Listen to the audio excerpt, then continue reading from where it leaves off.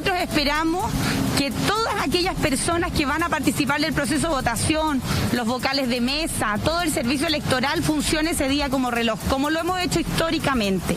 Obviamente el llamado que hace el adherente José Antonio Kast es gravísimo y lo rechazamos explícitamente, y espero de forma inmediata que tanto José Antonio Kast como también todos los partidos políticos que están detrás de este candidato y todos los sectores de derecha, centro derecha que van a votar y todos los electores que van a votar por él, lo rechacen explícitamente, porque así esas no son las reglas de la democracia y se está traspasando un espacio que tanto nos ha costado como país. Dividir y llamar al fraude es algo frágil, fragiliza nuestra democracia, nos hace mal como país. Más allá de esa elección, es un espacio que no podemos tocar, es un paso que no se puede dar, y frente a lo que ha señalado el adherente José Antonio Kast, los demócratas de Chile tenemos que tener solo una voz. Ahí están las declaraciones de Isquia Siches, jefa de campaña del candidato Gabriel Boric. Yasna, quedé pendiente con tu palabra con respecto al otro tema, de llamar justamente a los vocales de mesa incluso a hacer trampa. ¿Y qué te parecen las declaraciones de la jefa de campaña? Sí, no, es que van en la misma línea de lo que nos decía el diputado Winter. Claro. O sea, claramente hay una... defender la democracia. Hay una decisión del comando, claro, de enfrentar esta situación desde una perspectiva democrática, de no poner en juego esta tradición democrática y republicana chilena y no llevarlo al plano de la disputa entre dos candidatos, y eso me parece que es sano.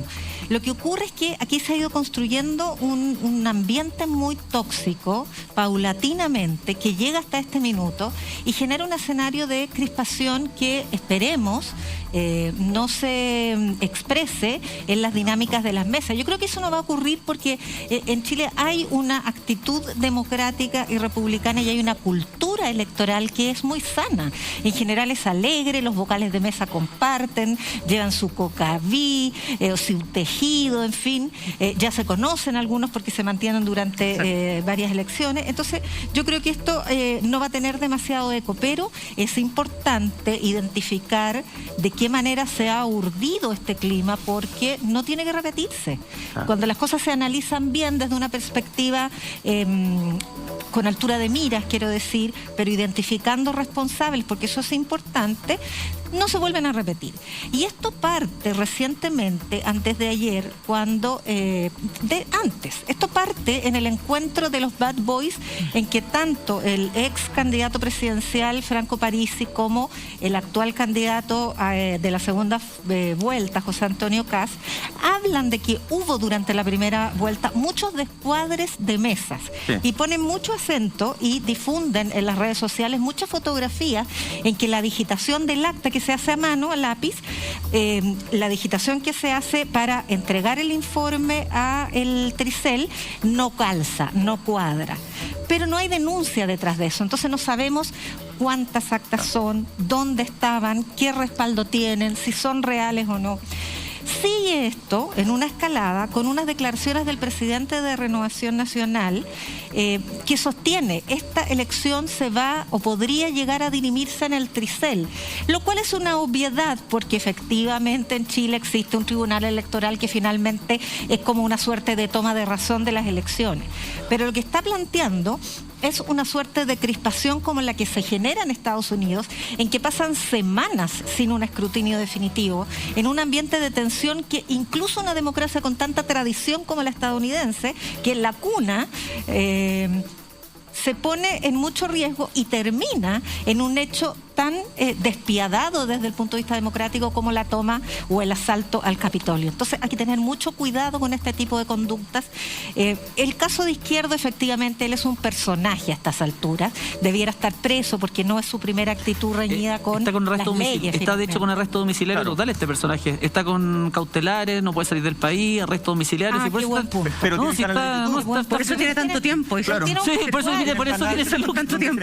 Él tiene un prontuario, ¿no? Sí. El problema es que él es una pieza más de esta cadena, es un eslabón solamente. Si fuera un hecho aislado, sería una anécdota porque es un sujeto al que nadie le presta demasiada importancia. Él golpeaba a las personas llamadas a salir armados durante el estallido social. O sea, es un sujeto que está en el ámbito de la delincuencia, no tiene nada que ver con el debate político, pero se inscribe en este clima y más encima con el antecedente de estos letreros que tratan también de atribuir al otro una falsedad respecto a sus propuestas y una transgresión a la norma electoral. Entonces se te va configurando un escenario de crispación que es muy peligroso, que hay que enfrentar, a cuyos responsables hay que identificar, hay que sancionar, porque esto no puede ocurrir en nuestro país. Pero ya tú decías algo antes de irnos con los amigos de la redacción, tú decías algo muy importante, que acá hay personas que sí están siendo identificadas de alguna forma. Exacto. Si hay autoridades que efectivamente están sumando a este clima país que se está generando. O sea, a la lista que tú nos diste hay que sumar el caso de Kaiser, que también tenía un video donde el diputado electo Kaiser, donde él hablaba de tener un patrón que le financiara para después él, que cuando llegara al Congreso, poder responder a ese patrón. Yo no entiendo, Claudio, cómo legalmente no se puede hacer nada con ese tipo de declaraciones. Lo que pasa es que sí se puede hacer mucho, pero no desde el punto de vista legal. Lo que pasa es que es súper importante comenzar a abrir la mente y un poquito comenzar a entender las cosas. Cuando habla este gallo izquierdo y imputan o se lo imputan a la candidatura de un candidato determinado, yo no le veo, o sea, en lo personal, sinceramente, cualquier persona podría intentar hablar a nombre de una candidatura y se lo van a imputar al candidato. No, pero hay una... historial. Sí, es que ese es el problema, pero tú sabes si... no estoy diciendo que sea una orden de Kast jurídicamente, pero hay un link y una conexión entre Izquierdo y Kast, o sea, son de la misma área, línea política, digamos. Ya, pero para ponerlo claro, hay fotografía, para ponerlo más claro, ¿se podría imputar al comando de Kast las acciones de Izquierdo? No, yo no estoy diciendo eso. Por eso te digo, esa falta de vinculación, ese nexo causal es lo que falta. Con el tema de los carteles. Lo que te dije, no, es que voy al tema de los carteles también. Por ejemplo, hoy día fue Isquia a denunciar el tema de los carteles y que van a denunciar al comando de Kast.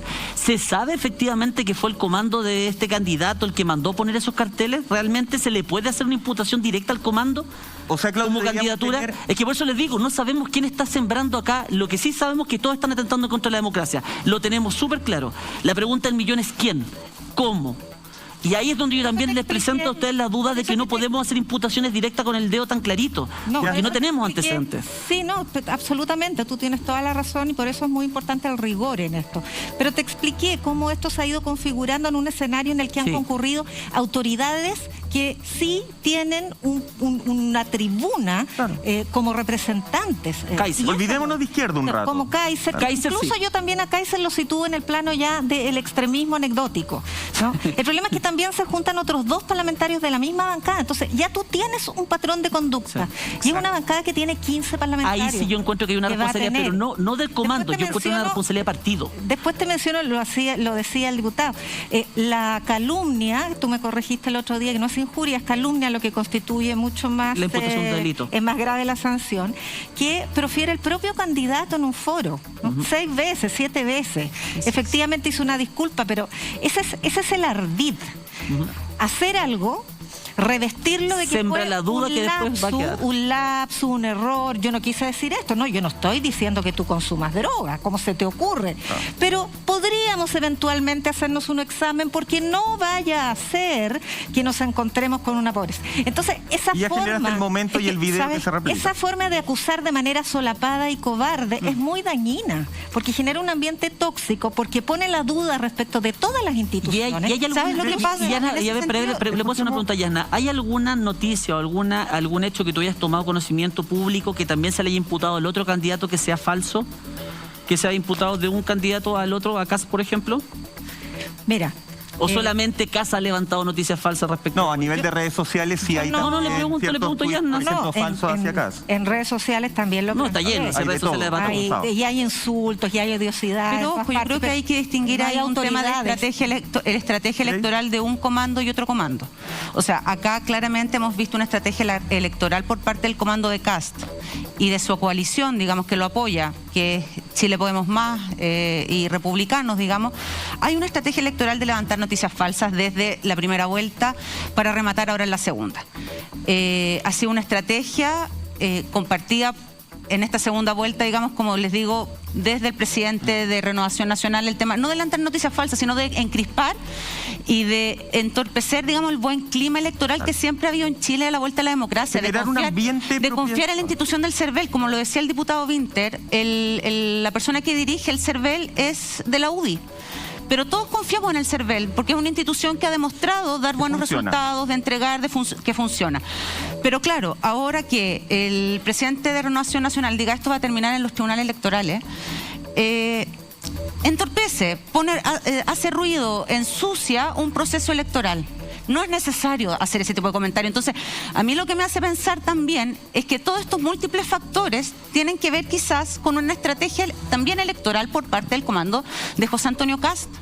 Y ese es el problema, cuando hay una estrategia y no son solamente actores aislados como este personaje de Izquierdo, digamos, que uno decía, ya, dejémoslo, está con tiempo, digamos, no, ya.